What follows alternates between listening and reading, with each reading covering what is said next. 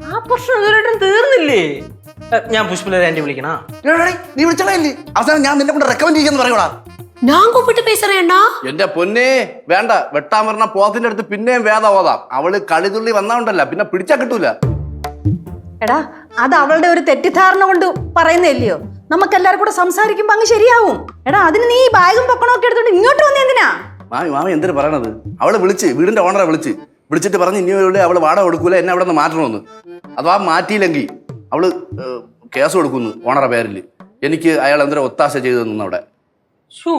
സംഗതി അവിടെ വരെ കിട്ടിയാ? ഓഹോ അറിഞ്ഞില്ലല്ലേ? പാവം ഭാസ്യങ്ങള് വീടില്ലാത്താനാവില്ല. കേശോട്ടാ എന്ത് ചെയ്യും? വാസങ്ങളെ, അങ്കിളുടെ അവസ്ഥയൊക്കെ നമുക്ക് മനസ്സിലായി. പുഷ്പലത ആന്റി ഒരു പോത്താണ്. ഈ വെട്ടാൻ നിൽക്കണ പോത്തിനടുത്ത് വേദം ഓതിയിട്ട് കാര്യമില്ല ആസാനം. അപ്പോ നീ കുറച്ച് സമയം വേണ്ടവരും. അങ്കിൾ അതുവരെ ഒന്ന് പിടിച്ചേക്ക്.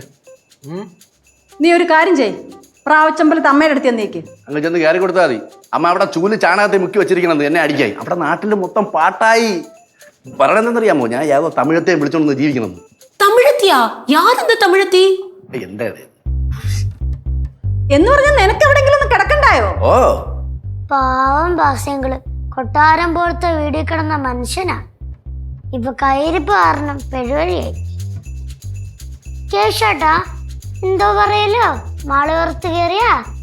ഓ അത് ആ മളിക മുകളേറിയ മന്നന്റെ തോളിൽ മാറാപ്പ് കേറ്റുന്നതും ഭവാൻ. 2-4 നീട്ടി പാടാ അങ്ങോട്ട്. പാടി പോണവൻ.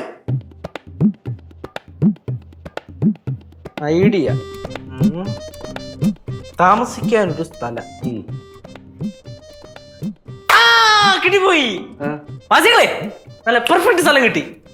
നമ്മുടെ പാറമടയുടെ സൈഡിലുള്ള ഷെഡില്ലേ, അങ്ങനെ അവിടെ താമസം തുടങ്ങിക്കോ. അത്യാവശ്യം തട്ടിക്കൂട്ട് വരികയൊക്കെ ചെയ്താൽ മതി. എന്തായാലും ഒരാൾക്കിടൊക്കെ ഉള്ള സ്ഥലമുണ്ട്. പിന്നെ ഈ വെള്ളത്തിന്റെ കേസ് കുളിക്കാനൊക്കെ ഉള്ളു.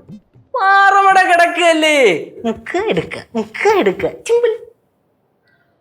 பின்ன உங்களுக்கு ஏதா பாத்தனம் எல்லாம் தேவை இருந்ததுன்னா சொல்லுங்க, நான் கொடுத்து அனுப்புறேன். എടാ അവിടെ ഭയങ്കര കൊതുകല്ലയോ?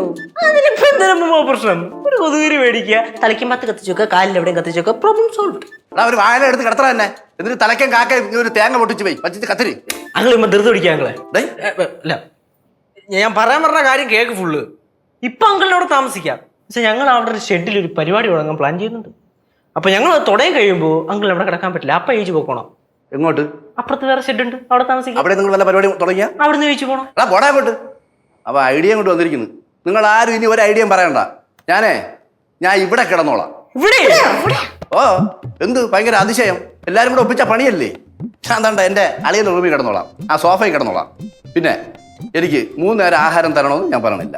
2 നേരം നല്ല സുഭിക്ഷമായിട്ട് തന്നാൽ മതി. പിന്നെ 3 നേരം തരണമെന്ന് നിർബന്ധമാണെങ്കിൽ തരാം. ഒരു മിനിറ്റ്, ഈ ഷർട്ട് അത് കുട്ടുമാമന്റെ ഷർട്ടാണല്ലോ. ഞാനും ആലോചിച്ചത് ആരേടേ കുട്ടുവിന്റെ. അവിടെ ഇരുന്ന് ഈ തോർത്താരെ കഴിവിടെ ഭയങ്കര സ്മെല്ല്. അച്ഛന്റെ.